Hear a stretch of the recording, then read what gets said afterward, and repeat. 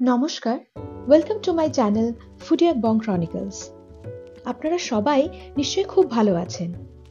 আজ আমি নিয়ে এসেছি সোলের বিখ্যাত মল কোয়েক্স মল আর তার ভিতরে সোলের অন্যতম আকর্ষণ স্টারফিল্ড লাইব্রেরি নিয়ে একটি ব্লগটি শেষ অবধি দেখার অনুরোধ রইল।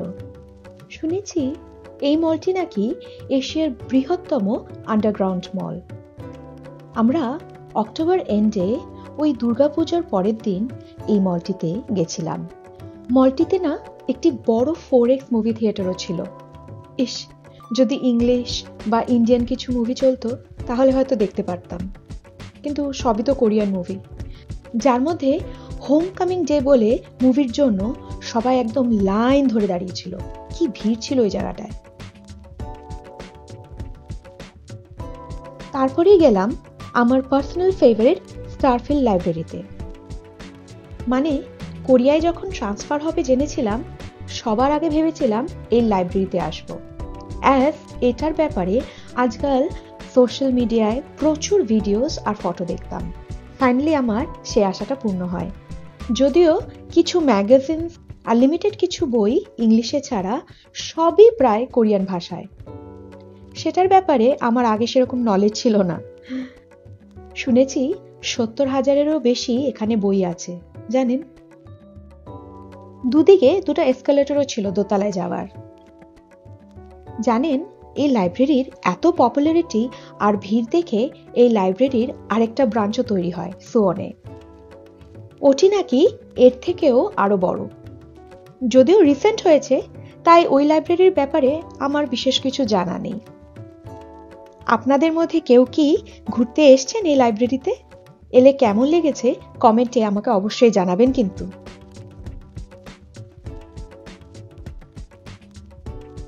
এই লাইব্রেরির সাথে অ্যাটাচড 2-3টে ক্যাফে শপও ছিল। সবাই বই নিয়ে ওই ক্যাফেতে বসেই পড়ছিল। আসলে পরিবেশটাই এরকম ছিল, যার জন্য এখানে ঘন্টার পর ঘন্টা সবাই সময় কাটাতে পারে। লাইব্রেরিটা এত সুন্দর ছিল যে সবাই ওখানে শুধু পড়তে যায়নি, মানে অনেক ফটোও তুলতে গেছিল। আমিও সেরকমই ছিলাম, বেশ অনেক কটা ফটোও তুলে ফেলেছিলাম।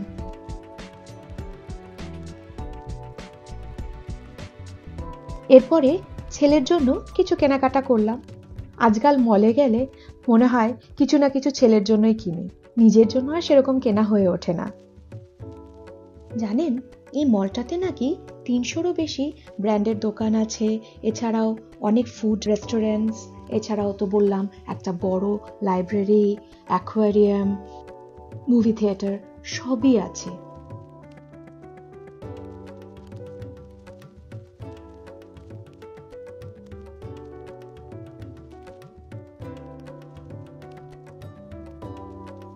আমার বাবারও এই মলটা কিন্তু বেশ পছন্দ হয়েছিল এর ভেতরে আর্কিটেকচারের জন্য।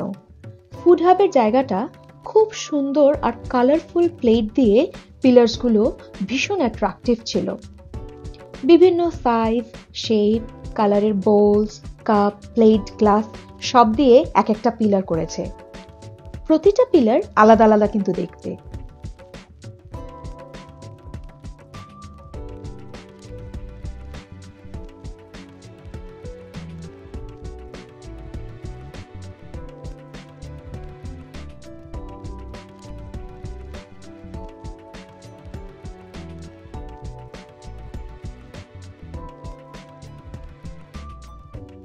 আর উপরটা পুরোটাই গ্লাসের।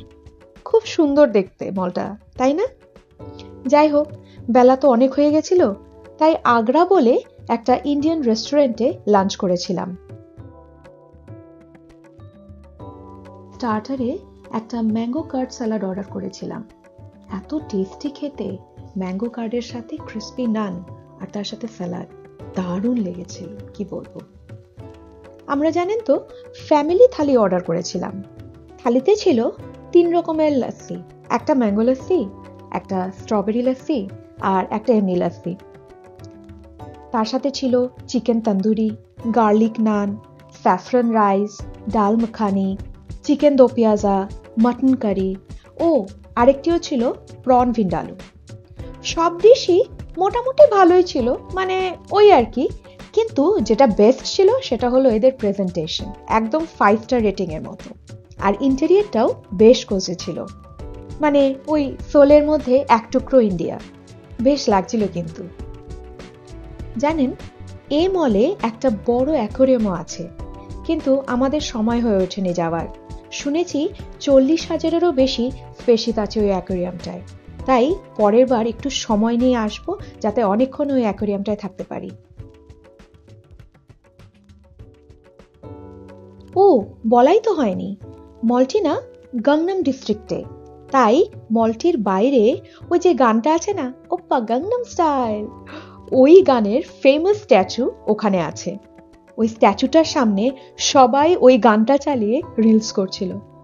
আমারও কিন্তু ইচ্ছা করছিল জানেন, কিন্তু লজ্জা লাগায় আর করিনি।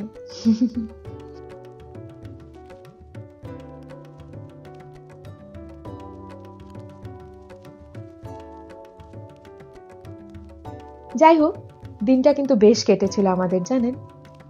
বিকেল হয়ে গেছিল তো, তাই বাড়ি ফেরার তাড়াও ছিল, না হলে আরো কিছুক্ষণ থাকার ইচ্ছে ছিল মলটায়। বেশ সুন্দর লাগছিল। আপনাদের এই ভ্লগটি কেমন লাগলো আমায় কিন্তু অবশ্যই জানাবেন। আর যদি ভালো লাগে আর কোরিয়া রিলেটেড আরো ভ্লগ দেখতে চান, তাহলে চ্যানেলটি অবশ্যই সাবস্ক্রাইব করবেন কিন্তু।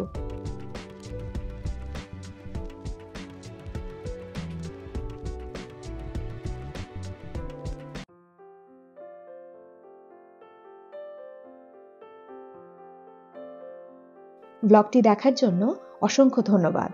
আজ এ পর্যন্তই, দেখা হবে পরের ভ্লগে। 안녕히 계세요.